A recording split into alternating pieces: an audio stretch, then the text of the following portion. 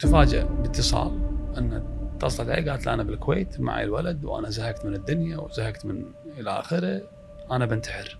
زين ليش؟ قالوا صبرة يا بنت الناس سكر. البلاغ شنو؟ أن الأم بتقط نفسها مع الولد. يعني هذا يبي له اسناد، مو امن عام، يبي له اسناد قوات خاصه.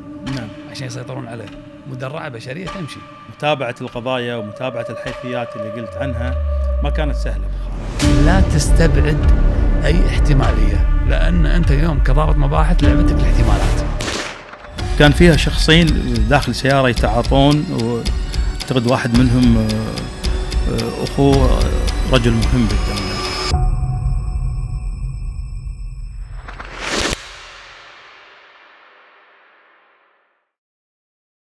المستشار القانوني محمد الجاسم، نرحب فيك في أمني. حياك الله، الساعة المباركة.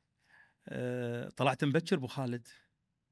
بعد خذينا الفايدة، جزاهم الله خير. نعم. وطبعا يعني هذه مسيرة، كل واحد له مثل ما يقولون توجه معين. لله الحمد يعني قطعنا 14 سنة من الخبرة في يعني أماكن يعني خلينا نقول حساسة، أثرت معلومات تكلل من خلالها نجاحات إلى أن وصلنا يعني مثل ما نقول العالمية من خلال المنظمة الجنائية الدولية. والله الحمد أثناء تواجدنا هناك كذلك خذينا مسمى خبير دولي معتمد لدى الانتربول. فبعد العودة ممكن واحد يخدم في مجالات ثانية للبلد. فالله الحمد يعني شفت أن التوجه بعد المشوار هذا راح يبدي عن طريق يعني مكتب محاماة مختص في الأمور الجنائية الدولية. نعم. خلينا نبين حق المشاهد أو المستمع كلمة المستشار القانوني. نعم، طبعا المستشار القانوني هذا مسمى من الدولة بعد خروجي ب 2016 من وزارة الداخلية.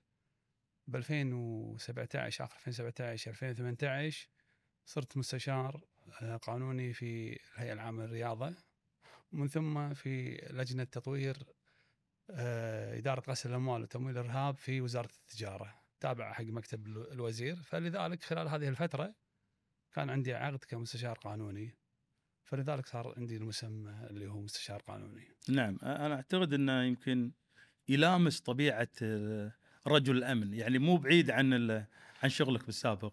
أكيد يعني شوف، إذا بنتكلم الفرق بين المستشار القانوني اللي يعني عنده خلينا نقول الحصيلة العلمية اللي هي درجة الماجستير في القانون أو الدكتوراه أو بكالوريوس، ويكون عنده الشق الأمني، يعني يتفوق على أي مستشار قانوني من غير شق أمني. نعم. لأن الأساس دائما يعني حتى أذكر يعني بعد دورات الترقية زين كان عندنا على الأخطاء الإجرائية، فأنا والدكتور زين نتناقش موضوع الدخول المسكن إلى آخره، شو الإجراءات، الإذنات إلى آخره.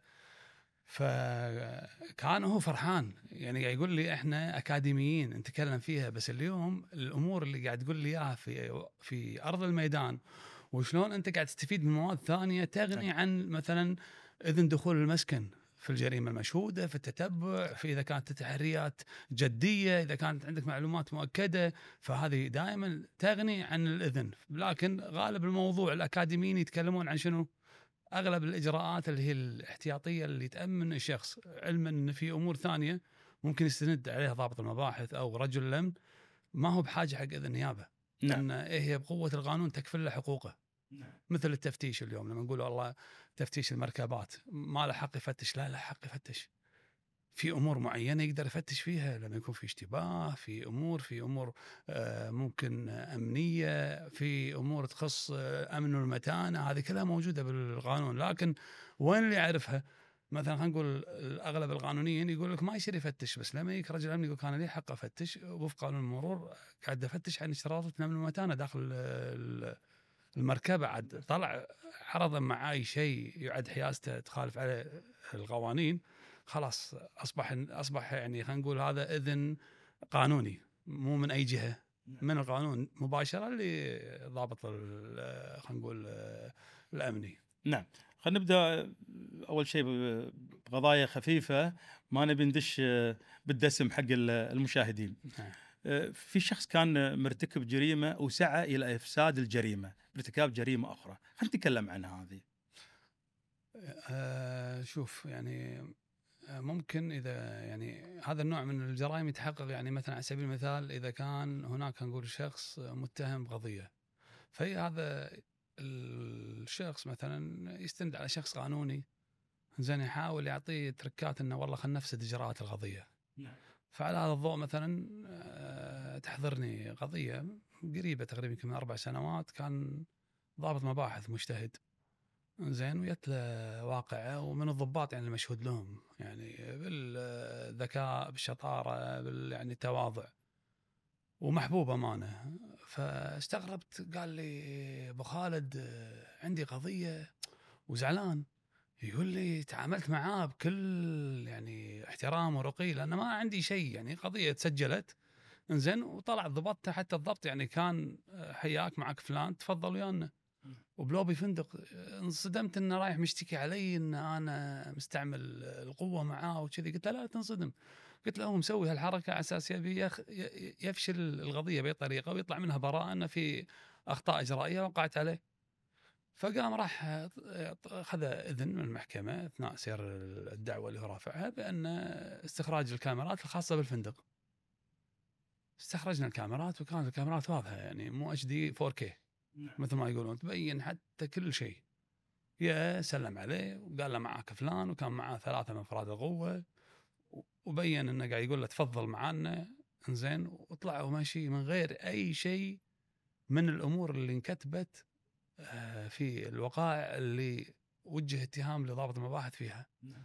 فعلى هذا الضوء خذينا البراءة. بعد ما خذينا البراءة على طول رفعنا دعوة تعويض، لأن أول إحنا يعني أمانة، يعني أنا أكلمك 7 قضايا خلال خدمتي، والسبع قضايا كلها كيدية على أساس يفسدون القضايا ويطلعون براءة. لكن إحنا شنو نكون كله يعني بالنا على الشغل وما نحسب الحسبة. يعني لو رافع على قضايا تعويض كان طلع لي مبلغ على الاقل اسكر حق المحامين، او مجهودي اللي انا كنت اروح فيه المحكمه واكلم القاضي واشرح له واجيب الادله. فلذلك يعني هذا النوع من التصرف يحد المتهمين في المستقبل انه يفكر انه يحارش ضابط المباحث، او انه يتبلى عليه، او ضابط حتى مو المباحث. انا في قضيه من 3 ايام خذينا فيها حكم مشاجره او مشاده، اول شيء صارت عند محل، واحد مواطن عنده محل، يا حق يا للضابط قال عن امر معين صاير، انزين، فصار بينهم شد، قال تفضل معي الدوريه، ما رضى، قاوم الضابط، يا العسكري الاسناد اللي مع الضابط المرافق عفوا، وصار بينهم شد، قاموا وصور وربعه دخلوا، نشر الفيديو ان الضابط والعسكري تعدوا عليه بمحلي على انه هو صاحب المحل، انزين، وخذت صدى بالسوشيال ميديا. ورحنا المحكمة خذينا إذن باستخراج من كاميرات محله، وتبين أن الضابط والعسكري كانوا يكلمونه بشكل عادي. فلذلك حكم على القاضي بسجن 1 سنة، وبرأ الضابط مع العسكري. وبالإضافة إلى ذلك يعني مثل هذا النوع من القضايا، احنا هي النقطة أن اليوم بكل مكان فيه الكاميرات، فاليوم ما في مجال أن أحد يتبلى. يعني شوف، هذه ثاني قضية يصير فيها تبلي، أو القصد فيها أنه يعني خلينا نقول إضفاء أي إجراء غير قانوني من قبل الضابط أو القوة الأمنية لعرقلة سير العدالة. لكن سبحان الله ما رد الصحيح يبين. فلله الحمد خذوا البراءة، وذاك خذ سجن 1 سنة، ومنتظرين احنا الحين في صدد رفع دعوة تعويض عن الأضرار النفسية. طبعا التعويض هنا راح يكون مختلف. نعم. الضابط الأول خذ تعويض معين لأنه مجرد بس اللهم أنه تبلى عليه، انزين، وخذ التعويض. هذا هني تبلوا على الضابط والعسكري ونشروه في السوشيال ميديا. فمقابل هذا النشر راح يكون التعويض الأدبي للأضرار النفسية والمادية أكثر. نعم. دام احنا بقضية من هالنوع، ودي توجه رسالة، يعني يمكن قضايا أو مواضيع السوشيال ميديا والتصوير اللي يعني خلينا نقول عنه مثلا أصورك في صورة بشعة، صورة سيئة، واحاول انقلها الى رجال الامن او التحقيق ان انت انسان سيء. ابي اتكلم عن خطوره هالموضوع هذا لانه قاعد يتداول بالفتره الاخيره بكثره. طبعا شوف اليوم يمكن الشخص المجرم او اللي يبي يستهدف الناس من خلال صور ومقاطع فيديو مجتزأة لافتعال الامر لازم يعرف شغله، ان اليوم احنا يعني اليوم في دوله الكويت وخاصه في الادله الجنائيه في ضباط خريجين بريطانيا فرنسك في مختبر الصوت والصوره ومختبر الحاسب الآلي. ما شاء الله. فالفيديوهات يتم تحليلها وراح يعرف حتى لو كان هذا الفيديو مستخدم عن طريق الذكاء الاصطناعي. نعم.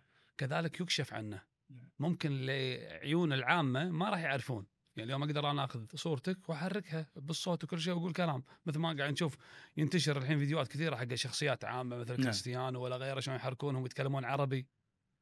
زين ربعنا بالمرصاد لهم ولله الحمد. اكيد لان بالنهايه هذا علم هني وكذلك علم الكشف عن الجريمه قاعد يتطور. نعم. لكن عامه الناس ما يدرون علم الكشف عن الجريمه لوين واصل، لكن يدرون العلم العام وين وصل. ابو خالد خلينا نتكلم عن قضيه يعني يمكن امانه يمكن كانت فيها نباهه منك، ما هي مجامله انك انت قاعد معاي في سببها انتقلت الى الجرائم الالكترونيه. اعتقد هي مهاجمه وكيل وزاره الصحه انذاك. اي طبعا خلينا نقول مو نباهه كثر ما هي توفيق من رب العالمين. يعني امانه كانت كل الجهات مجتهده، لكن سبحان الله انت لما تجتهد تاخذ الاجر، اما الرزق من رب العالمين والله رزقنا فيها هذه. نعم. فلله الحمد يعني هذه كانت القضيه. يعني كان في شخص يعني انا ذاك كان يعني توها باديه عفوا هبه الكولر اي دي، انه يغيرون ارقام التليفون الى اخره.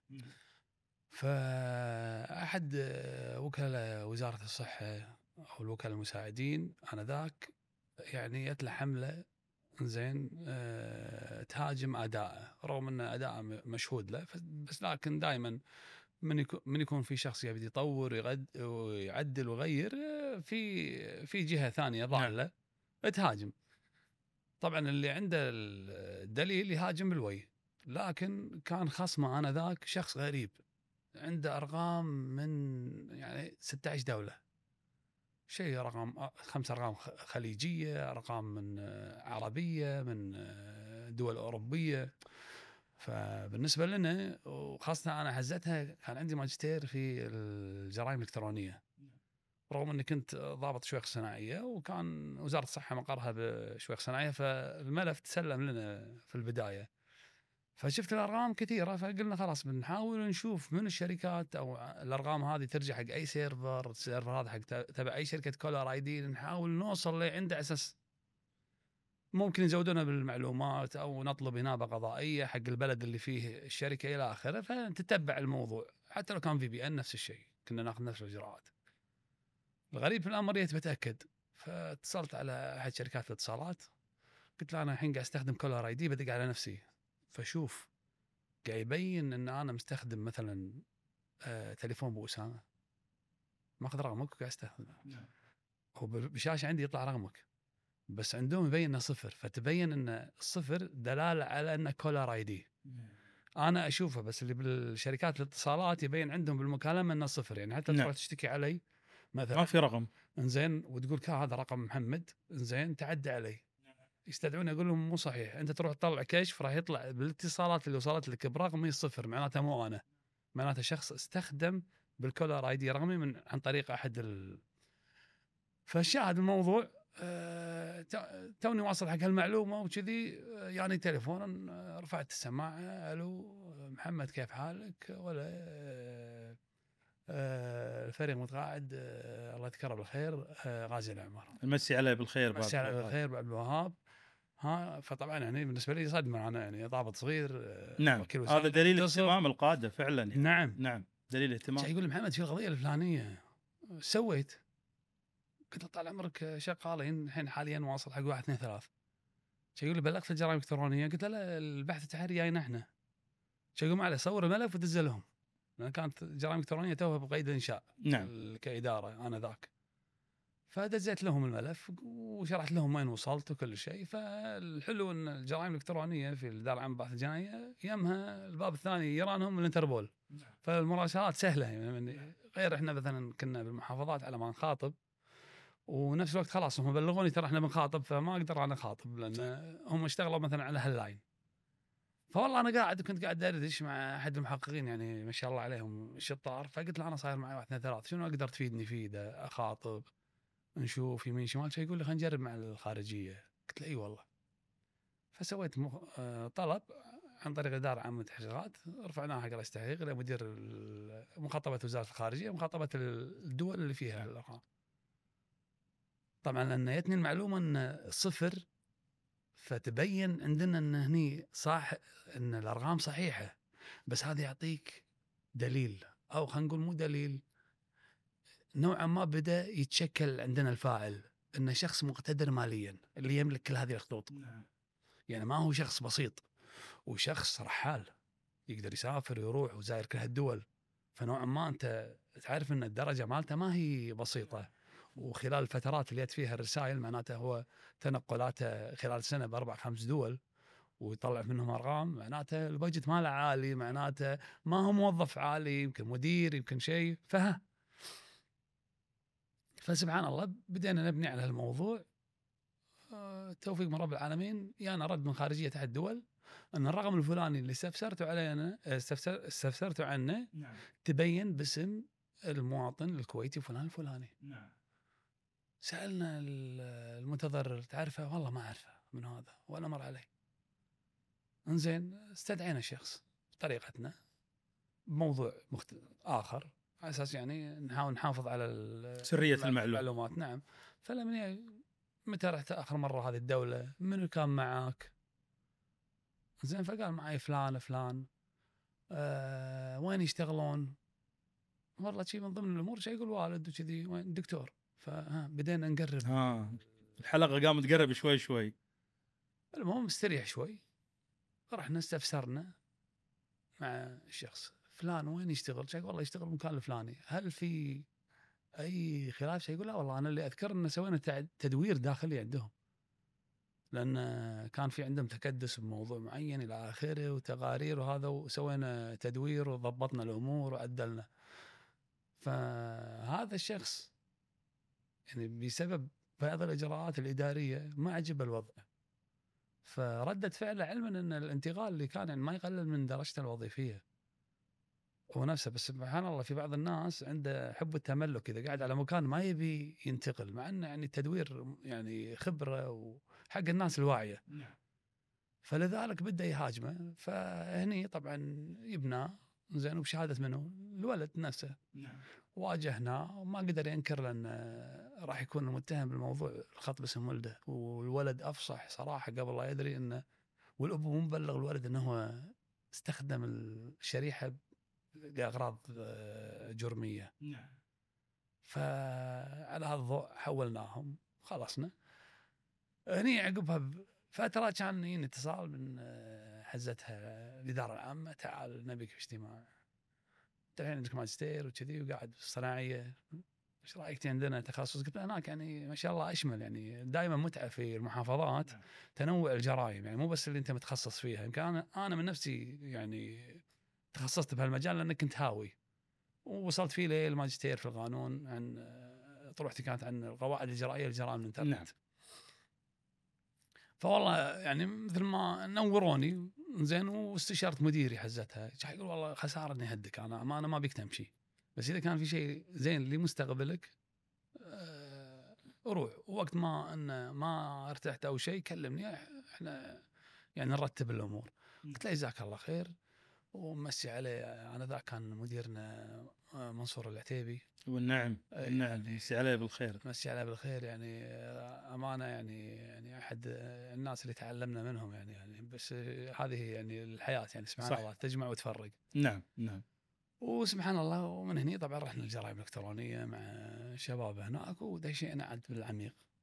الابداع كان له دور فعلا، الابداع كان له دور، يعني متابعه القضايا ومتابعه الحيثيات اللي قلت عنها ما كانت سهله ابو خالد. الابداع بس ما بقاطع كلامك. تفضل. النيه، يعني هذه رساله اوجهها حق اخواني الصغار واخواني اللي حاليا في الميدان ضباط المباحث، انت اليوم لما تبحث عن قضيه زين ونيتك صافيه، انت اساسا قاعد تبحث عن حق او حقوق اشخاص. صح. فاذا كانت نيتك صافيه الله راح يسهلها عليك لو كانت اصعب القضايا، لان سبحان الله الله بيخليك سبيل لرجال نصرة حقوق الحق. لاصحابها. نعم صح كلام. خلينا نروح قضية ثانية. يمكن كان وقتها أثناء جلوسك بأحد المطاعم صارت مشادة كلامية مع أحد الأشخاص، واتضح وراها بلاغ خطف وبلاغ استخدام السلاح ناري. قضية وايد كبيرة ودي تتكلم عنها. لا، هذا الموقف صار مع كنا بمقهى نعم. زين، كان نتعشى واحنا مجموعه من الشباب اثناء ما كنت انا على راس عملي، فصارت مشاجره. اولا نشوف احد الشباب اللي معنا بالمصافط مع اثنين الى اخره، هد وصل له النبي يا جماعه الخير ما تسوى الى هذا، هدينا الموضوع، بس كان يعني الطرف الثاني سلوكه يعني حاد، فمبين انه يعني نوعا ما انه يعني مشكلتي. فسبحان الله ما تسوى الموضوع، يعني شباب وايد تصير ساعات شد اعصاب والرخي وخلاص انتهى الموضوع. دارت الايام، الولد شفته كانت في عزيمه بمكان، فشفت الولد فسالت صاحب العزيمه قلت له منو فلان؟ شايفه انا من قبل، شو يقول اسمه فلان الفلاني وكذي، فقلت له اوكي. فهو طايف كان اسلم عليه، قلت له فلان شلونك؟ هلا، قلت له ذكرتني انت بالقهوه مره سويت شيء؟ لا والله اسمح لي انه كذي والى اخره. وسبحان الله انه بس كذي يعني سلام، يعني دام اني شفته يعني. سبحان الله بعد شهرين حزتها انا كنت ضابط مباحث شؤون صناعيه، جانا بلاغ ان في شخص مخطوف كان مع صاحبه بشارع الزينه، ويا له شخص معاه مرافق بالسياره، شافوه اخطفه. طريقه التهديد انه كان معه سلاح ناري. فانتقلت حق الموضوع حسب ما شاف شو اللي حاصل، وهم قاعد يسجلون القضيه. كان يقول انا مسلف واحد ومسلف واحد مبلغ وخذيت عليه كمبياله، فما ادري رايح شارع الزينه مع صاحبي فصدمت ولا اشوفه، قلت لا فلان، يقول لي تعال. المهم طرف الجاكيت ولا معه سلاح، كان يقول لي الحقني لا افرغ المخزن براسك. اوف، شوف الجرأة. يقول خفت وصاحبي قاعد يشوفني قاعد يمشي، ركبت وياه السياره، كان واحد قاعد يسوق وركبت انا ورا، حرك صاحبي لحقنا. كان يقول لي شوف اذا ما جبت الكمبياله اعتبر نفسك مع السلامه. قال لا يبا لا مع السلامه ولا يحزنون، هذه الفلوس ما تسوى، والكمبياله راح يجيب لك اياها، افا عليك بس. يقول لي ساحلته بهدوء وخلاص ابشر وتامر، وش دعوه كله مبلغ و ما يغلى عليك الى اخره. يقول نزلني ولا صاحبي لاحقنا، ركبنا ويانا المخفر. هو الحين عباله ان انا رايح اجيب الكمبياله. قلت له حلو. خذينا بيانات الشخص، اسم، رقم تليفون، المرافق ماله قال لي اذكر ان فلان، بس اسم عائلته ماني ذاكر، رقم تليفونه ما اعرفه، بس اعرف رقم تليفون الشخص اللي كان معه سلاح. قلت له حلو. خذينا افاده الشاهد انه والله انا كنت مع صاحبي وقفوه الى اخره، ركب السياره. فسرعه البلاغ خذيناه، طلع الاذن من طبعا ضابط المخفر، بلغ وكيل النائب العام الخافر، اعطانا امر ضبط احضار الفاعل الى اخره. وانا قاعد اسوي سيرج زين، ولا الشخص نفسه اللي اعطاني اسمه عنده مجموعه قضايا، اعتداء بالضرب، الضرب على نحو محسوس، استخدام صحيفة جنائية، سلاح ناري نعم. من غير ترخيص، اطلاق نار. قلت والله الله سلمهم، يعني الله سلم الشباب. نعم. نعم، خطر وايد. اشوى انه قدر يساحله. نعم. طالع الاسم ما هو غريب علي، شنو اسم الشخص اللي كان بالقهوه وعقب بالعزيمه اللي سال نعم. صاحبي. قاعد تربط. قلت خليني اتاكد، قاعد صاحبي قلت له فلان اللي بالعزيمه سالتك عنه اسمه فلان الفلاني؟ شي يقول لي ايه. قلت له لحظه شوي، من سكان المنطقه الفلانيه؟ قال لي دشيت. قلت له اخوه فلان؟ شي يقول لي ايه. ما يصير انه تصدف كل هالامور، فهذا هو. نعم.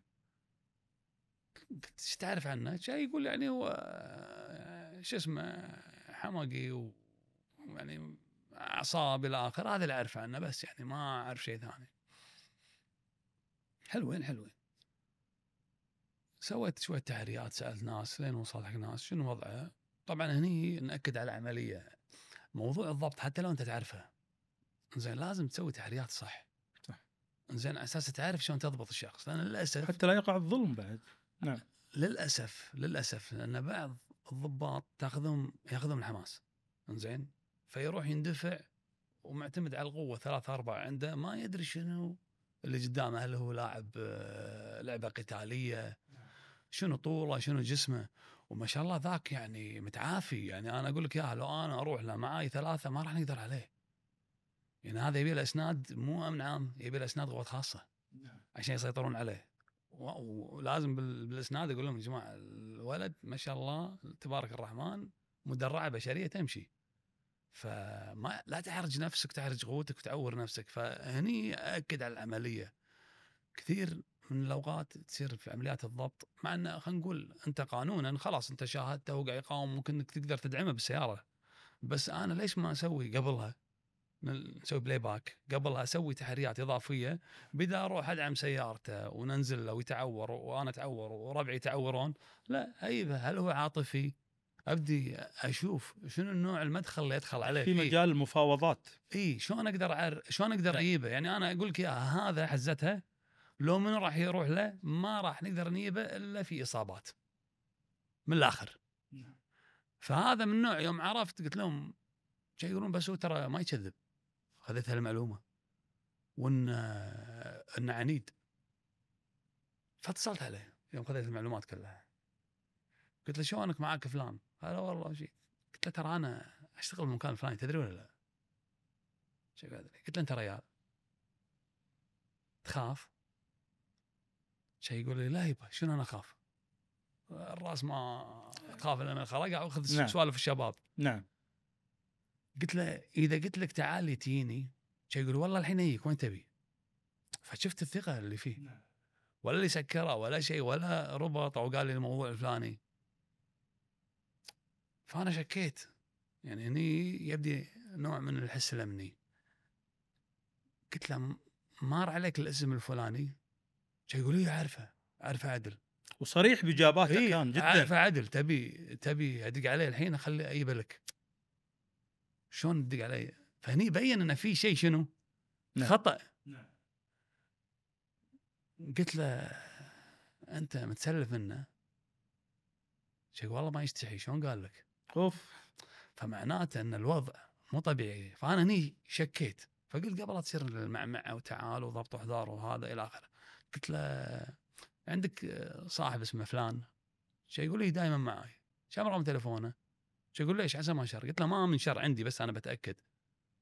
اعطاني رقم التليفون، طلعت بياناته وكذي، بديت اسوي التحريات. متعاون والله ما شاء الله. متعاون لانه يعني وهني بين لي، ما بيقول له الحين الموضوع لان مبين انه ما يدري على الموضوع، فانا الحين بتحرى زياده. فقلت له حبيبي انتظر مني اتصال، وقت ما اقول لك تعال لي حلوين. شيء يقول لي ابشر بالوقت اللي تبي. قلت له حتى نوصل له، شيء قاعد الديوانيه احنا ما عادي اي وقت قال لي انا الساعه 4 انام كذي. قلت له حلو. المهم سوينا تحريات، واسفرت تحرياتنا طرق معينه، يعني باجراءات تتم عن طريق المباحث، وبسؤال اطراف معنيين يعرفون الشاهد من فريجهم من هذا. تبين لي ان الشاهد ما كان موجود بوقت الواقعه في منطقه شيوخ صناعيه. سوينا تحريات زياده نتاكد من الموضوع، كان بروحه عقب ياب شاهد، تبين ان المبلغ ما كان موجود بشيوخ صناعيه. رحنا سوينا تحريات عن الاثنين اللي هو المتهم ومرافقه. نعم. تبين اثنيناتهم كانوا موجودين قهوه بمنطقه السالميه بوقت الواقع.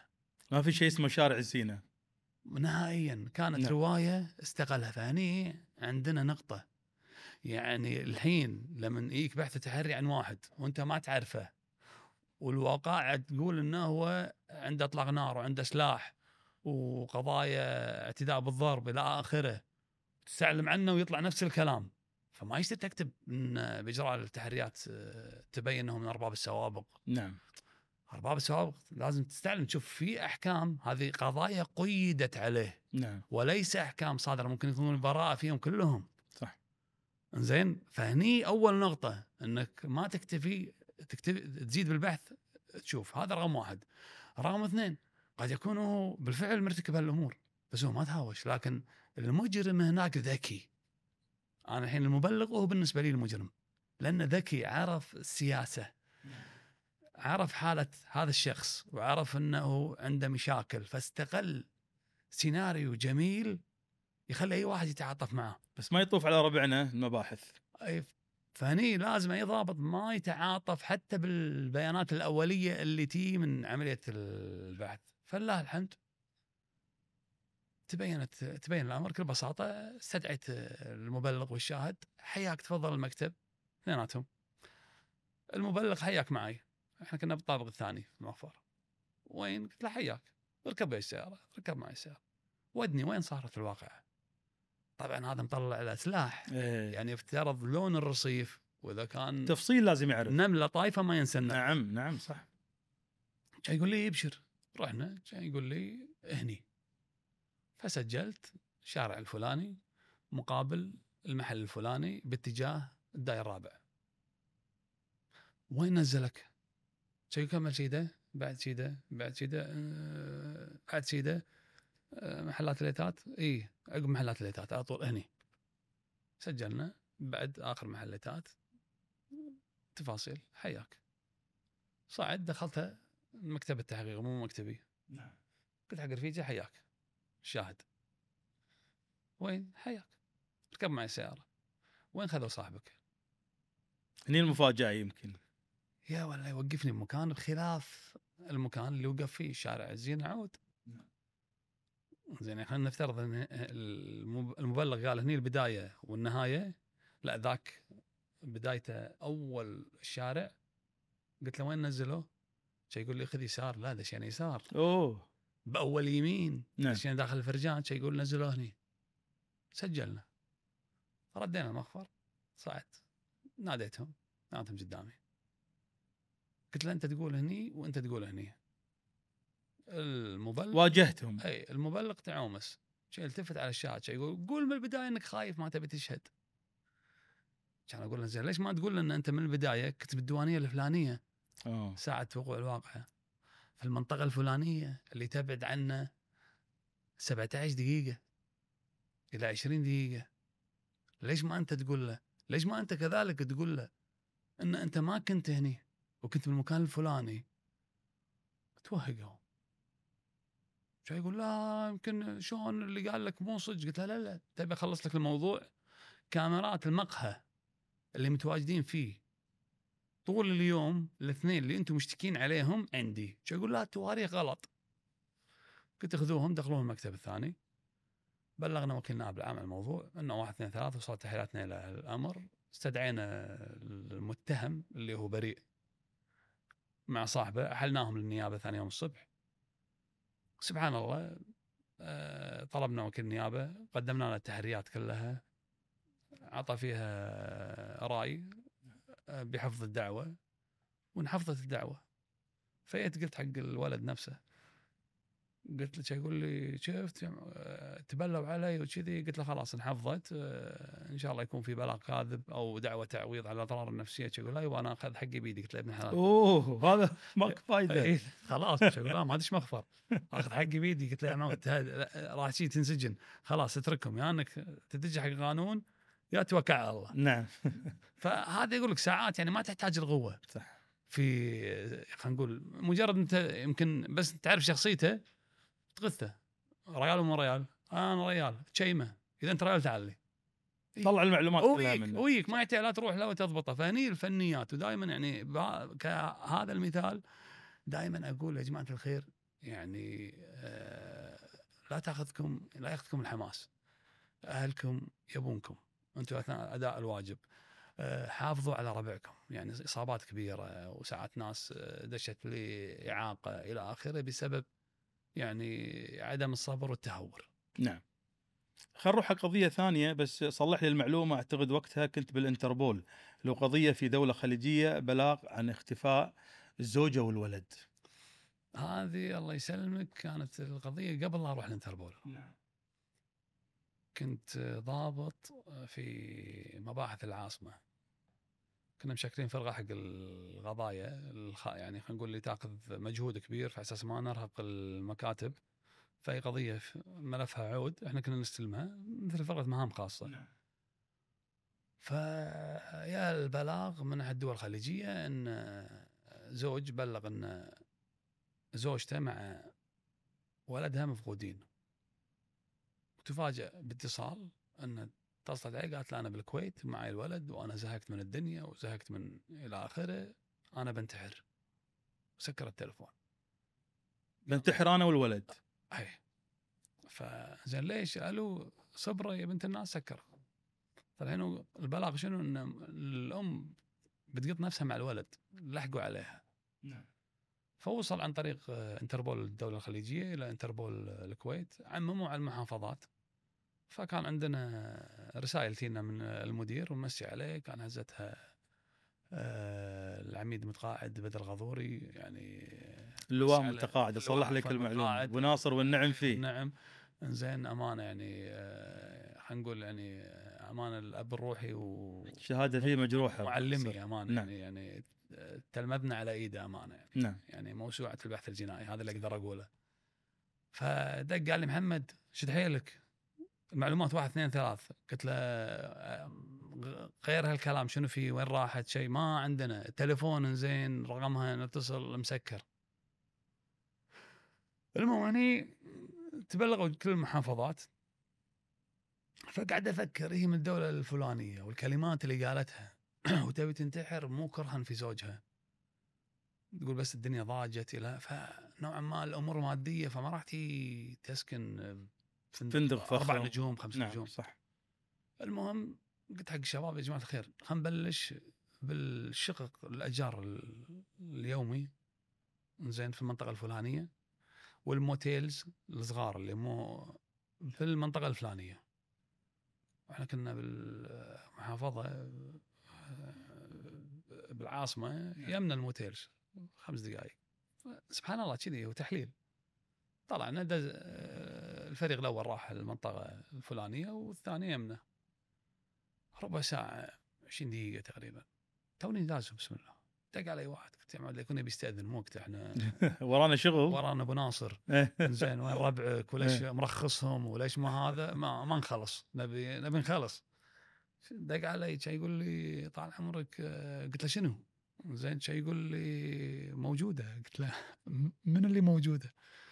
شي يقول الاسم موجوده هني بالطابق الثالث، انا بالموتيل الفلاني. انا الحين ما استوعبت، قلت يمكن غلط، اللي بالريسبشن هندي ما فهم عليه وهذا امكان ريال عود. فقلت خل اروح انا اتاكد بنفسي قبل لا ابلغ. فرحت كان يوريني الاسم وكل شيء، رحت طقت عليه الباب قلت تكييف. بطلت الباب، شكل يعطيك العافيه معك ضابط المباحث لو سمحت استريحي. ولا الولد ما بيخرع الولد طبعا. زين قلت لها استريحي. لاعبت الياهل وكذي وربعي موجودين من الكلام. زين مسكت تليفون فبابتسامه كذي اتصلت على ابو ناصر، فكان بيننا كلمه سر. فدائما اذا في قضيه واحنا شغالين فيها فاقول له ترى طاح الذيب. زين فكان الموضوع توه يعني بلغني. زين 20 دقيقه استدل العسكري على الموتيل اللي قلت له ما شاء الله على هالسرعه بيقول لك. زين وعقبها بربع ساعه على ما رحت انا وهذا يعني قاعد تكلمت 45 دقيقه الى ساعه الا. فدقيت عليه قلت له طاح الذيب، فضيع شيء يقول اي ذيب باي قضيه. قلت له طاح الذيب انت شو مبلغني عنه؟ شيء يقول لي منو البنيه اللي المره اللي مع ولدها؟ قلت له اي. والله كفو يلا الحين اكلم مدير الانتربول ويا وشاور الانتربول استلموها وكذي. فكانت هذه احد القضايا الحلوه كذلك يعني اثناء المقابله في منظمه انتربول سالوني على الاسئله انه شنو القضايا الدوليه او شنو المشاركات الدوليه قلت لهم اشتغلت يمكن عن فيها. القضيه هذه. فقلت لهم هذه القضيه، فقالوا لي ان هذه باي تشانس. نعم. يعني الحمد لله بس باي الحمد لله تشانس، صارت، بس حتى لو يعني كانت بس صارت. انه كان في ايفورت، نعم. وكان في كذلك تفكير. تفكير فيها. نعم. حتى لو كان التفكير منطقي هني، يعني شوف هم هذه نقطه، لا تستبعد اي احتماليه، لان انت اليوم كضابط مباحث لعبتك الاحتمالات. الانسان العادي يحط 4 احتمالات بكل موضوع او 5، انت لازم تحط 12، وقد ساعات يطلع 13. نعم. فلذلك لا يعني تستهين باي موضوع او اي معلومه. ابو خالد، في حادثه سرقه محل مجوهرات وكانوا فيها ابطال مسرح الجريمه، ودي تتكلم عنها. المحل يمه مطعم، المطعم يسكر بالساعه الفلانيه، زين، وفي مسجد يمه في صلاه فجر، والموضوع تم اكتشافه الساعه 8:30 9 الصبح. فتوقع ان تكون ما بين الفتره هذه الى الفتره هذه. طبعا في طرق ما اقدر من افصح فيها، زين، قدرنا نتوصل. طبعا يعني هذه الطرق خاصه ومشروعه، بس شنو فيها شويه ذكاء. يعني في كاميرات معينه خذينا الخطوط اللي ممكن هم يوم منها ومنه، خاصه المنطقه التجاريه، فبالليل ما فيها الحركه. الكاميرات، المحلات اللي يمهم من اللي طاف الى اخره، سوينا فيها مجهود 15 يوم لين وصلنا حق رقم السياره، استعلمنا عن الشخص، طلع الشخص هذا أجرة أخذ الناس وين وداهم إلى آخره، لين توصلنا أن هذا الشخص هو ربي، وعرفنا المكان اللي هو كان ساكن فيه. حلوين. وصلنا حق المكان، طلعنا بيانات ورقم تليفون، فلقينا رقم تليفون ماله، قدرنا نوصل حق الشخص. فبنتأكد عن أماكن تواجده إلى آخره. فيوم شفنا بالاتصالات كان يدق على منه وين أماكنهم اللي قاعد يدق عليهم، فكانوا 3 خطوط. يعني باليوم ما عنده اتصالات الا مع 3 خطوط، وبالوقت اللي احنا كنا متوقعينه. الادهى والامر وين؟ ان 3 قاعد يدقون على بعضهم نفس المكان. اوه.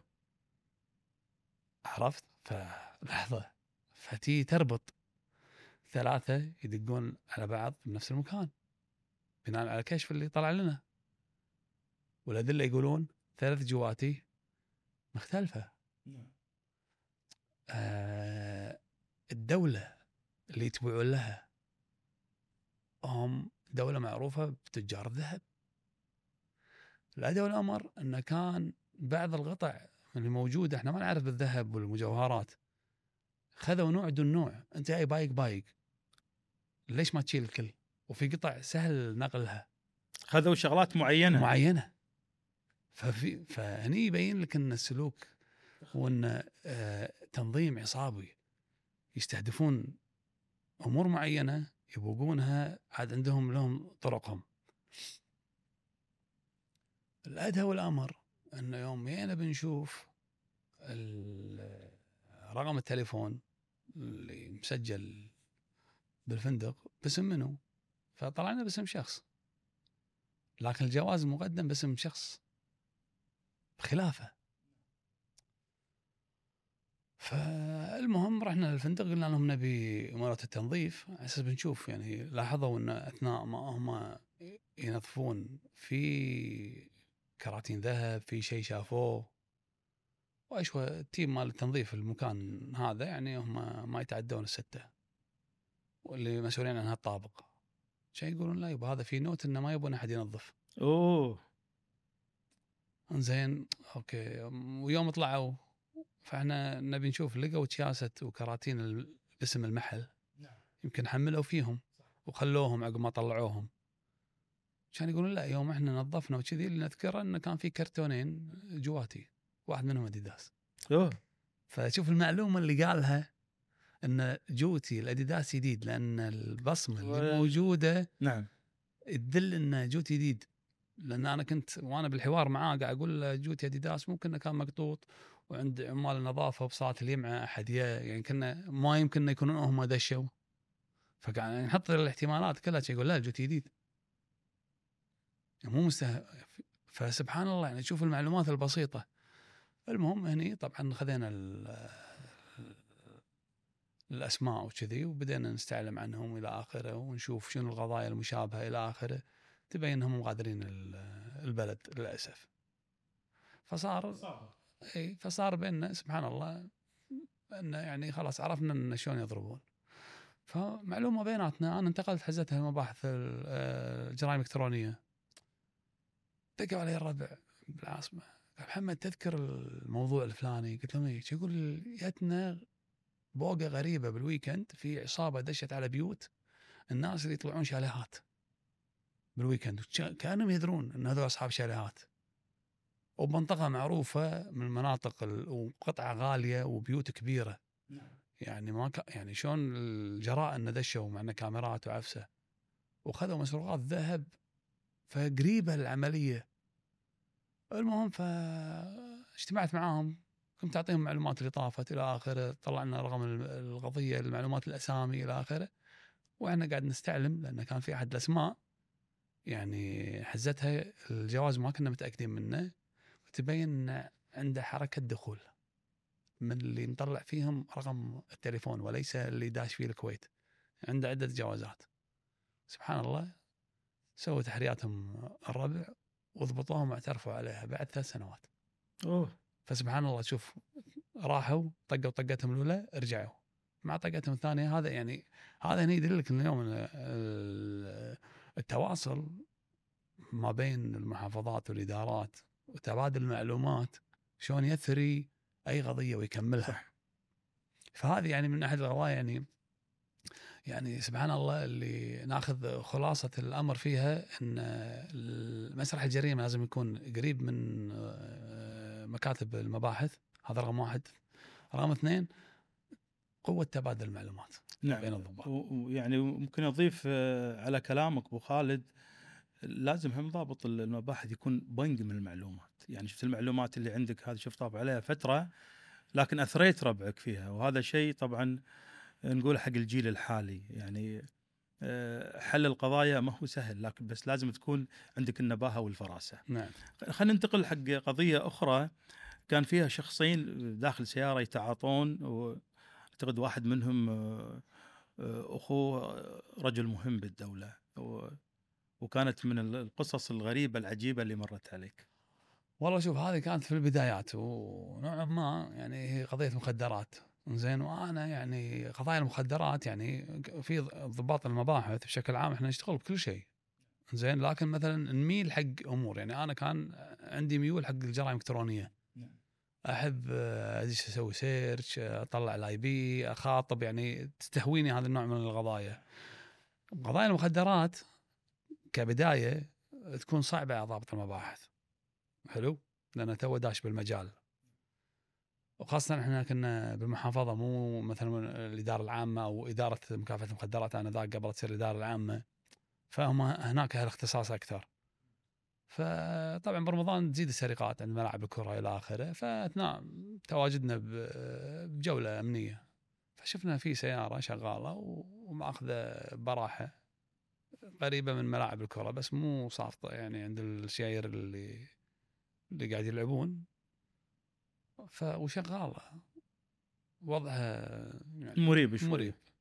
فشوي شوي سكرنا، نزلنا طقنا الباب، شفنا 2 بطلنا الباب ولا دايخين وخلاص هم بحالة غير طبيعية. فتشناهم احترازيا، ولا لا في أدوات تعاطي وأوبر إلى آخره وسيور إلى، فتم ضبطهم وتحريز الأمور اللي معاهم إلى آخره. الشاهد رحت قاعد استعلمت عنه، وهذا تبين انه يعني هو من أسرة فاضلة واخوه منصب قيادي كبير في البلد، وهو يعني مو قاصره شيء. فانا الحين هذا اللي كان ذابحني يعني، ومعروف عنهم بالعادات والتقاليد الى اخره، فشلون واحد من هالفكر يطيح بهالامر؟ فقعدت احاوره، قلت له انت ايش موديك بهالدرب؟ يعني كان ما شاء الله عليك قاعد تكلمني متحدث، ايش قاصرك؟ كان يقول لي خلينا نختصر الموضوع اساس ما نطولها. انت ضابط جديد، تبي ضبطيه كونتينر خمر بدا يغري. زين يعني خلاص انا بعطيك شيء طلعني. قلت له لا انت اسمعني، انا الحين لا تقول لي عن شنو نوع الضبطيه، انا اليوم قضيتي انت، بعد ما اخلص تعال قول لي، بس الحين انسى موضوع انك راح تطلع او شيء. انت من الحين اقول لك انا محاولك. شيء يقول لي حولني ما راح تستفيد، انا ريال اتعاطى ما تاجر، يعني بروح وبرد اطلع، بيون اهلي بيستلمون، فيعني حافظ عارف كل شيء. فهذا ضليع. نعم. قلت له ما عليه، بس انت قاعد تقول انها بهالسهاله، بس انا عندي معلومات انت ما تدري عنها، عن الشخص اللي انت تاخذ منه وانت صرفت له من قبل، فانت شريك معاه. تجار خرعته اكثر. فقام يقول لي شنو من المعلومه؟ قلت له هذه تحرياتي، طبعا انا بضغط عليه نفسيا. نعم. قال لي اوكي شنو تبي يعني الحين؟ ما عندي احد، ما اعرف احد. المهم فيانا اتصال هني من ضمن الكشف حيله حق جهه الاختصاص، فانا بكمل معاه، فمديري قاعد يقول لي خلاص في جهه اختصاص، ليش تبي تحجزه؟ ليش ما تحيله؟ قلت له عندي شغله بطلع منه.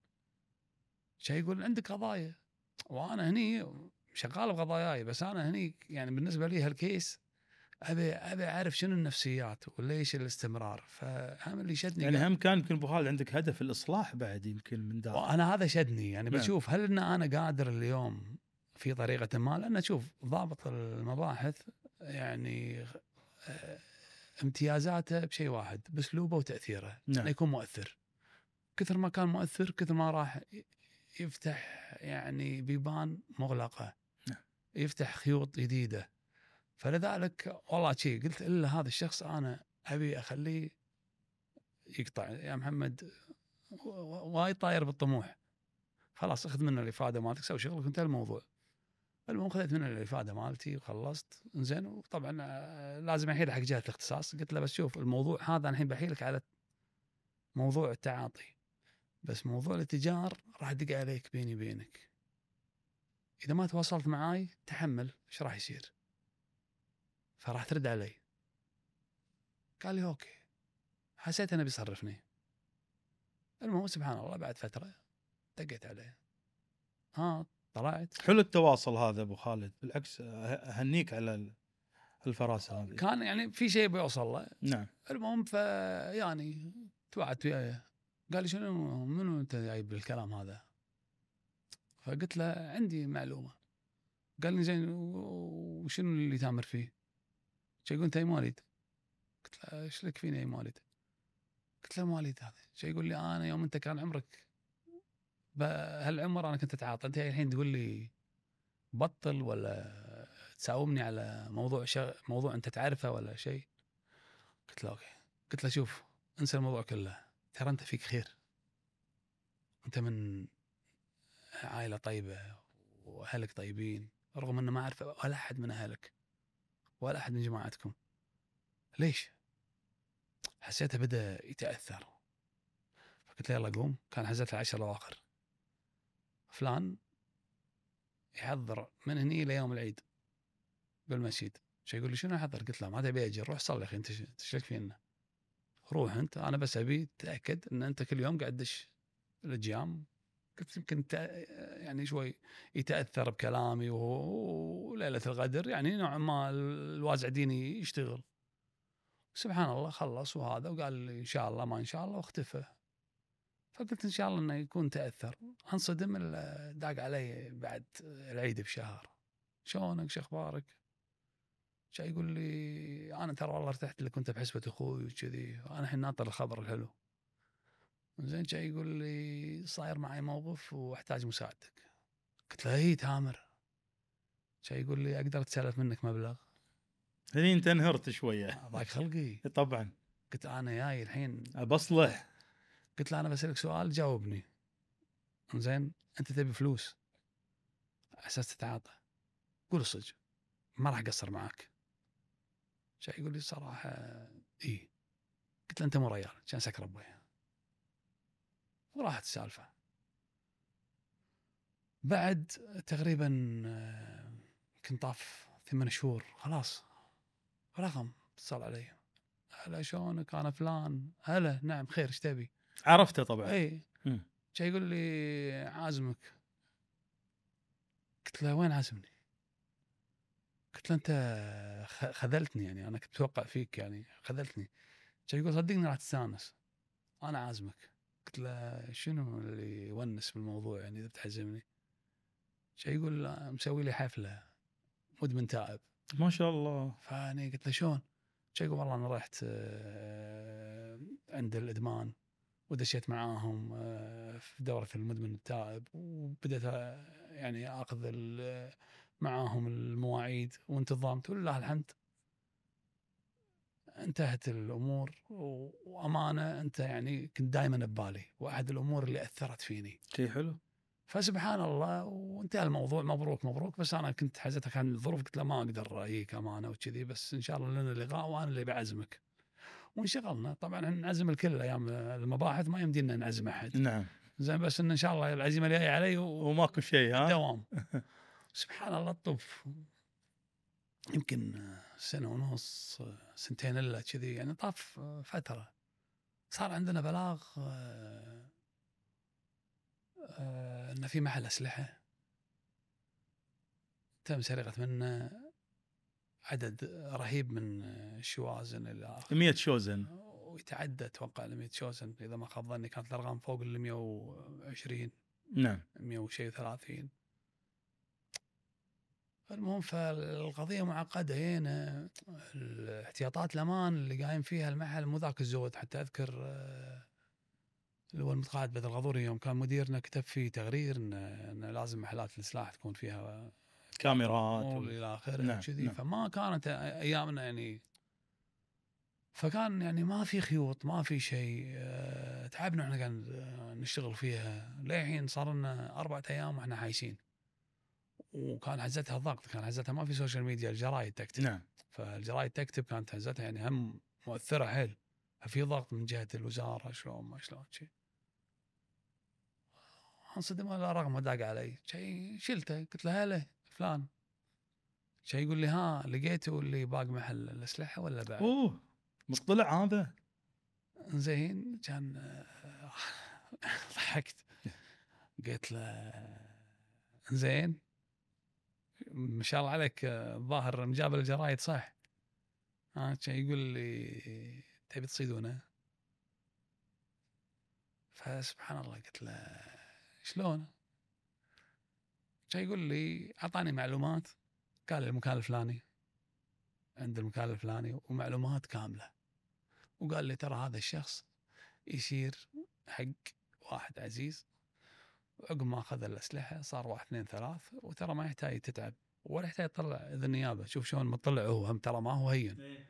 قال لي خل واحد من ربعك خل تصفد دوريه عند المكان الفلاني. راح تلقى كل بين فتره وفتره قاعد يطلع واحد من الاسلحه بالجنطه، ضبطه راح تلقى سلاح. عطى الخطه كامله، فاهم بالاجراءات كلها. سبحان الله. طبعا بلغنا والشباب عقب كملوا الشغل فيها. يعني انا هني حتى حزتها انتقلت اداره ثانيه.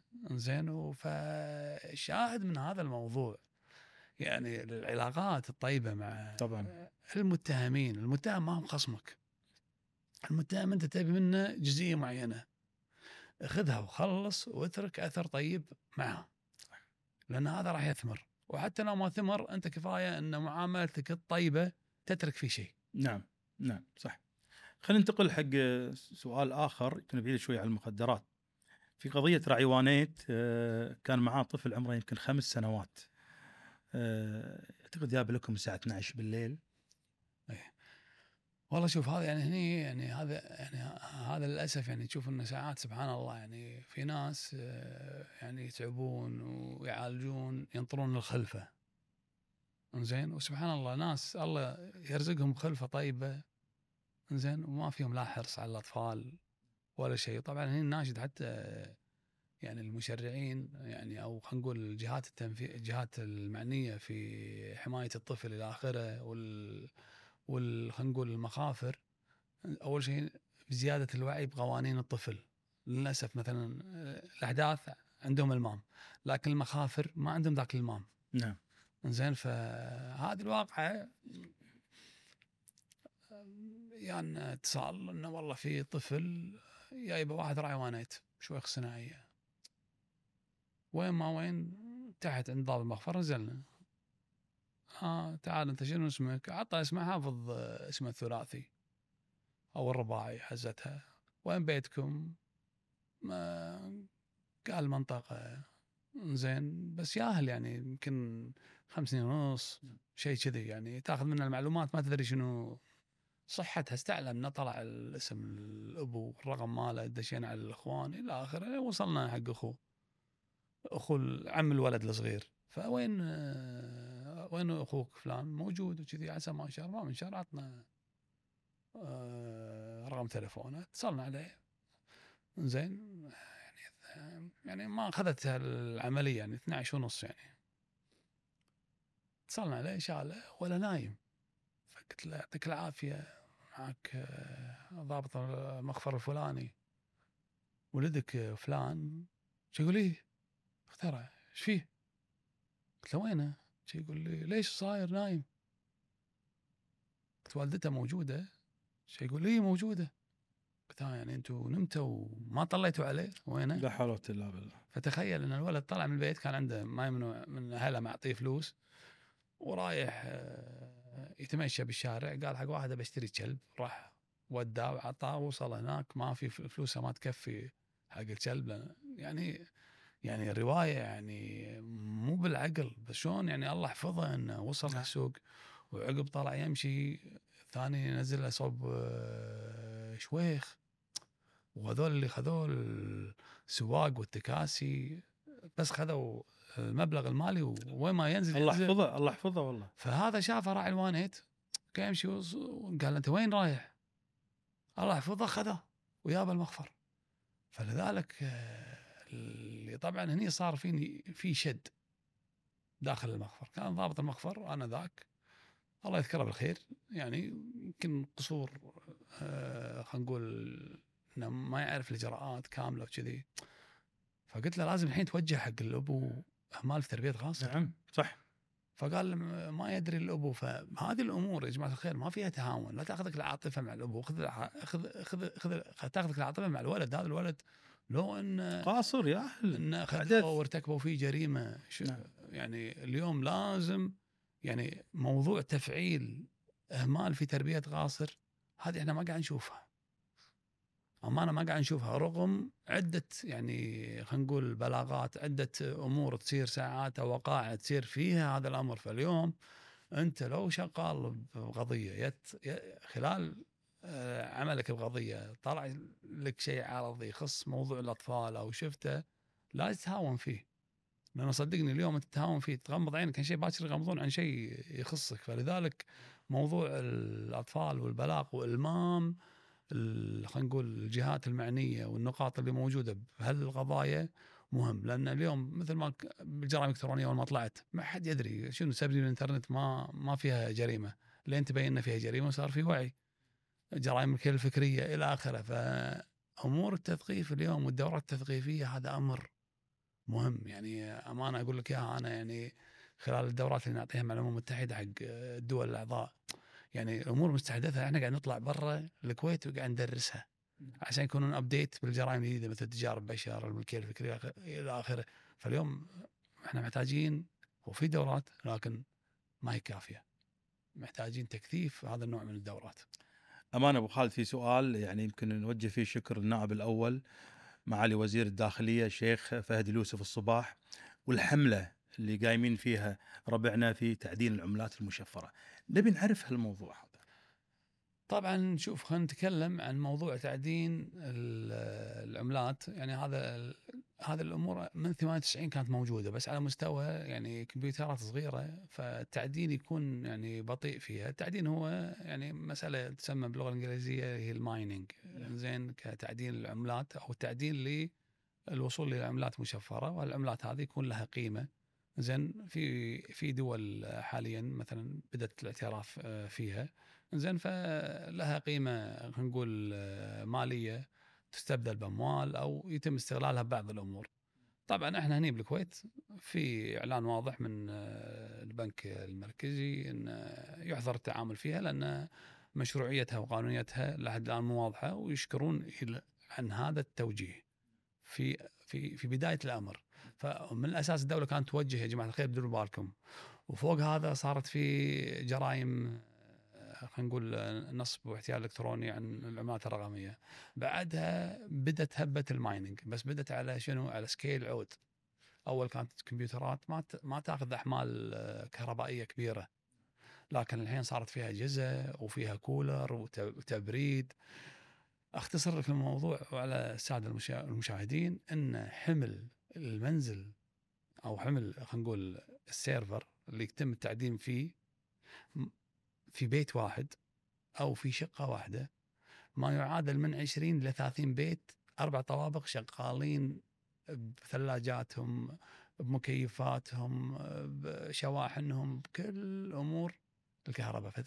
فريج كامل. فلما اليوم صدر قرار بالاعداد انه تقريبا تم رصد 31 تقريبا 31 اتوقع. نعم بلاغ تم التحقيق مع 31 بلاغ من اصل 50. نعم على 59 مسكن تقريبا. نعم قواهم الله مع حق 100 وشيء 66 تقريبا او 56 و 116 شخص مثلا نعم. مرتبطين بالامور هذه.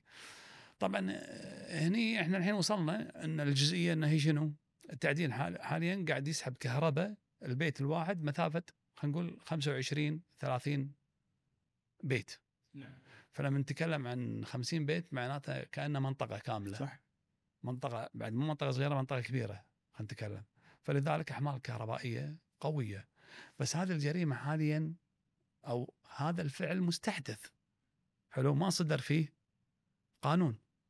فان شاء الله احنا حاليا يعني قاعد نبادر في مشروع قانون، ونتواصل عن طريق مركز التواصل في سهل كنقدمه حق الجهات المعنيه للنظر فيه. بس الوقت الحالي الحين قاعد يقومون على موضوع القياس. فاول شيء هذه البيوت ما عندها رخصه خلينا نقول رخصه صناعيه، نعم، اساس يبدي يصنع معادن. فهذا يخالف انه قاعد تزاول نشاط صناعي من غير ترخيص. هذا رقم واحد. اثنين، رأوا فيها ان هذه قاعد تضر مصالح البلد. زين، لكن مصالح البلد نعم هي تضر مصالح البلد من ناحيه احمال كهربائيه وقطع كهرباء الى اخره، ضغوطات. بس هني طبعا ينتفي القصد الجنائي، ان هذول كان قصدهم انه صناعي وليس امر جنائي او الاضرار الفعلي. لكن هذا العمل الصناعي يضر من غير تنظيم او من غير اذن او من غير ترخيص. عرفت؟ فالحين الوضع الحالي في اجتهاد. النيابه العامه قاعد تقوم باستدعائهم، واتوقع يفترض في القريب العاجل ممكن ان وزاره الكهرباء تبدي تحط بعداداتها بالاحمال الطبيعيه للمنزل العادي. من يوصل فوق هالحمل الكهرباء تقطع ويبين عندهم، فمعناته ان في امر غير اعتيادي. كذلك المزارع الى اخره. فتكون في الاحمال الطبيعيه للمنطقه السكنيه، احمال المنطقه الزراعيه الى اخره. فاحنا هني تصدينا حق الموضوع عن طريق الدوله، ممثله بوزاره الكهرباء بعدادات واضحه تقطع فيها الكهرباء، التيار الكهربائي. هذا رقم واحد. رقم اثنين، يكون في حمله توعويه ان هذا التعدين يضر بمصلحة البلاد ويسبب عليه قطع، والقطع يسبب عليه خسائر، وما يدخل بس يعني على المصلحة العادية خلينا نقول، أو أن قطع كهرباء راح يسبب أضرار اقتصادية. صح. فلذلك هذول أنا بالنسبة لي ما عندهم هذا الوعي.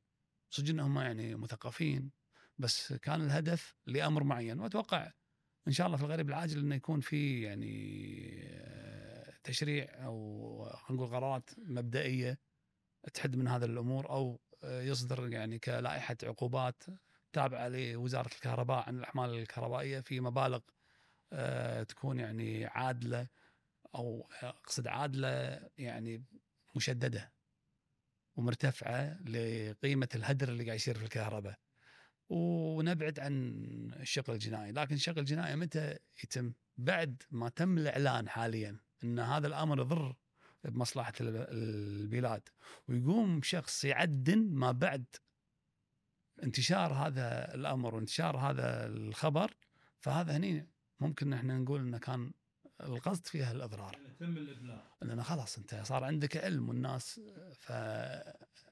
اللي يعني حاليا أكيد النيابة العامة في حال أنه يتبين الشخص ما عنده العلم واستأجر المكان فيتم إخلاء سبيله أو تكفيله إلى آخره. لكن الأمر جدي يا جماعة الخير، وله يعني خلينا نقول مدى اقتصادي ومدى يتسبب في أضرار لمصلحة البلد، فنوه أن لا أحد يقرب يم هذه الأمور. ابو خالد، كان في حادثة اطلاق نار على مبنى حكومي. احنا بنتكلم عن جزئية فراسة ضابط المباحث. كان اعتقد اللواء متقاعد بدل غضوري كان معاك بالقضية وقال لك على احد المتهمين ترى هذا بطن ريح. يبدا دورك عاد هني انت. شوف يعني هذه من القضايا الحلوه اللي نتكلم فيها عن النباهه الفراسه، بس امانه يعني اقول لك هني نفرق بين امرين. اليوم الخبره تلعب دور، ولكن اذا كان في واحد عنده خبره وفراسه الله يستر، فهذا يعني خير دليل. كنا شغالين تحقيق، فهذا الشخص يوم دخل قاعد نحقق فيه من الناس المشتبه فيهم، وكان المشتبه فيهم اعدادهم كبيره. فموجه له بعض الاسئله في امور معينه خلت ابو ناصر يشتبه. بس صدمني. انا كنت يعني قاعد يمه بالتحقيق، فوجه سؤال مباشر انا ما كنت عارف شنو الغايه. قال له ليش اطلقت النار؟ فذاك ضحك حتى راهي يعني، فقال اي نار؟ اي اطلقت النار؟ شو يقول اوكي ما عليه، تفضل استريح. خذوه. قال لي هذا في شيء، هذا مو خالي. جاب له. سبحان الله. المهم في كذا مشتبه كان فيهم، فهذا دشيت معاه، طولنا بالتحقيق. فخذيت انا دور شنو؟ دور الطيب. طلبت عشاء لان تاخرنا. قال ليش الحين محجوز؟ قلت له في تحقيق. انت شنو رتبتك؟ قلت له الرتبه الفلانيه. يقول لي انت هادي وانا بلعب هذا الدور. قلت له ايش تعشى؟ يقول انت طيب. قلت له عادي يا معود السالفه، تعشى يا معود. رحم الله عليك وكذي سوالف معه عاديه واسكت. فانا ماخذ دور انه شنو كله ساكت.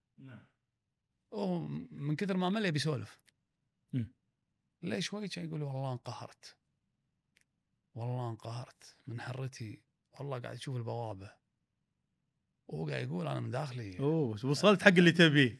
يعني ما توقعت نعم. بهذه السرعه. يعني انا يعني للحين تو الناس انا كنت حاط ببالي انه بيتعبني زياده. نعم. وحاط ببالي شلون بدش معاه بالاسئله. فشلون بلش بسرعه كان اقول له ما عليك امر، بس دقيقه بروح دوره المياه. انا طلعت منين كان ابو ناصر قال لي 1 2 3 راح اعترف. قلت له انا الحين ما ابي انه يعترف. قلت له انت شلون؟ شنو؟ قلت له شنو جن؟ وقام يضحك شيء يقول لي والله حسيتها من دخلته وعيونه ومعطياته مو مضبوط الريال. زين. ويوم يوم سالته تعمدت اني انا اواجه يعني اعطيه سؤال مباشر، لان ساعات اسئله مباشره تعطيك ايحاءات من رده نعم. فعل الشخص. فطبعا هذه خبره. وسبحان الله درجه هذا الامر يعني شوف كنا احنا ناخذها عملي. ليه قبل 2 سنين رحت مع الامم المتحده درسنا ماده التحقيق في قضايا الاتجار في البشر في اكاديميه الشرطه في مصر في التجمع. كان معاي خبير اسباني. فالخبير الاسباني شنو كان يعطي بالدوره؟ انا اعطي طريقه التحقيق وهو يعطي التحقيق الغير لفظي اللي هي من الايحاءات. شلون تبدي تعطي اسئله بادي لانجوج، يمكن اعتقد لغه الجسد، شلون تعرف الاسئله العامه عقب شلون توجه. وكل مثلا كل اشاره بعد ما تترجم الشخص تعطيك اذا هو صادق صاج كاذب الى اخره. ف يعني هذا هو تو الحين العلم قاعد يدرس.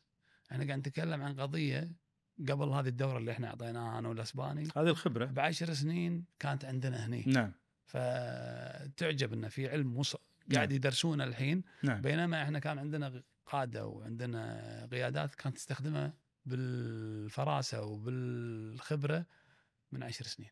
ما شاء الله ما شاء الله. كان لك دور اخر شوي بعيد عن القضايا اللي هو التدريس، اعتقد حق دورات الترقيه حق الضباط او العساكر في كليه الشرطه. نعم تكلمنا عن الدور هذا. نعم شوف امانه يعني التوجه كان جميل، ان بدأوا يستقطبون الاشخاص اللي كانوا ميدانيين، مو بس اكاديمي وميداني، على اساس ان تكون الدورات يعني فعاله. فالحلو بالموضوع انه كان في اريحيه حتى بتعديل المناهج الى اخره. فهذا النوع كذلك من الدورات هني بتبادل الامور، يعني خاصه يمكن في ناس ما يقعدون مثلا بدواوين يعرفون بعضهم بس ما يسولفون مثلا عن سوالف الشغل او شيء، فبالدوره تعطي نموذج ويبدون يتكلمون فيصير فيها تبادل معلومات بالاضافه للمعلومات اللي انت جاي تعطيها. فتشوف يعني هذا النوع من الدورات يعني امانه مثري ل خلينا نقول تجهيز القيادات، تجهيز الضباط على مستوى خلينا نقول الأكاديمية أو معهد إعداد القادة في كلية الأمن الوطني. نعم، واعتقد يمكن تقدر توصل الرسائل التوعويه اللي قاعد تقولها بالنسبه للضباط بكافه رتبهم او مناصبهم او اماكنهم، تقدر توصلها وانت مرتاح يعني، خصوصا هالخبره اللي قاعد تملكها. الأمانة أنا أعتبرها ما هي دورات تدريبيه كثر ما هي ورش عمل وتبادل نعم. معلومات، لان كل اللي موجودين بمجاله قطع شوط من الخبره ومن المعلومات. فلما يتجمعون مكان واحد يكون البرنامج التدريبي يعني يخلي كل الادارات تداخل بعضها ويتبادل فيها المعلومات. نعم. اكيد يعني راح يترك اثر طيب. نعم. أمان استمتعنا باللقاء، بس ابو خالد في عندك كلمه اخيره تبي تقولها؟ والله يعني مثل ما يقولون يعني قلبت المواجع زين صدق انه يعني يعني خلينا نقول خذينا شوط طويل بالقضايا وكذي، وهم حاليا بالقضايا بس القضايا نعم. مكتبيه. نعم. استجواب ما اشتقت حق الميداني؟ ما قاعد اقول قلبت المواجع يعني ساعات يعني حتى مسولف مع الربع إيه. يقولون ترى في عندكم قضيه شيء ترى انا حاضر ها للحين هم يعني طبعا متعه البحث يعني نعم. لان ما في شيء روتين هناك. نعم. كل يوم ملف جديد. صح. الملف تبطله كانك مبطل دريشه بيت، اسرار صح. وامور وامر متغير وامر مستحدث جديد، ما في روتين. نعم. فما تمل، تقعد بالساعات ما تزهق. نعم. نعم. مستشار القانوني محمد الجاسم، كل الشكر لك. طول عمرك، ساعة مباركة ومشكورين على الاستضافة، وإن شاء الله نكون أثرينا اللقاء معلومات جيدة. وعساكم مع السلامة.